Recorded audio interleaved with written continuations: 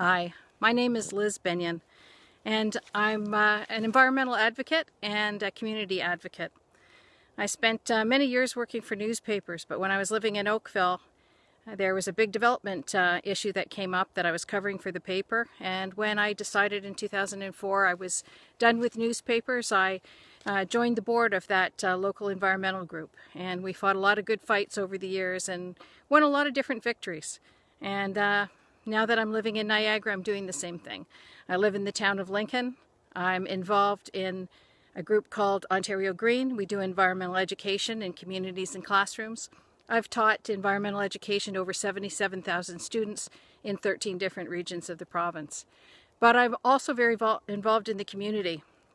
So a few years ago, when we realized that there was a big problem at our conservation authority, I ended up joining forces with a couple of other local people, and we realized to root out the problems at the Conservation Authority, we had to root out the problems at the regional government. And so we formed a group called A Better Niagara, and we really worked at trying to get better people elected and getting some of the really bad regional councillors out, and I think we were pretty successful. So we have a better council, and we certainly have a better Conservation Authority.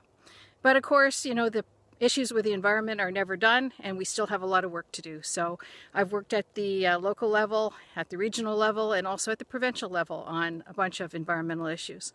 The whole point is to try and create a better future for our kids and to try and create a healthier environment, because you just can't have healthy people if you don't have a healthy environment. And I think it's a real disservice to future generations not to protect the beautiful natural areas that we have that provide so many services for us. Everything from flood protection and erosion control to the oxygen that we breathe. And of course, as we've learned during COVID, people really want to get out in nature. And it really helps them with their mental health and their physical health and in every other way. So we need to preserve these spaces for our own use, but also for future generations. And that's what we try and do. There's been a lot of challenges with environmental protection, as you can imagine. Every time the government changes, somebody's got a new idea about something new that needs to be built somewhere. And so it's just it's a constant battle. One of the big problems is actually the appalling lack of environmental knowledge among many of our decision makers. And of course, another problem is sexism. It's everywhere. It's in the environmental arena too. I've had some, really interesting conversations with politicians. A lot of patting on the head, a lot of, honey, just let us take care of this. We know what we're doing. I've also had a counselor here in this region tell me directly, I don't want to hear from you. You're just a tree hugger. I want to know what your husband thinks. Yeah, that was only a year or so ago, 2018, 2019, you'd think that stuff would be over by now, but apparently not. We just have to keep at it.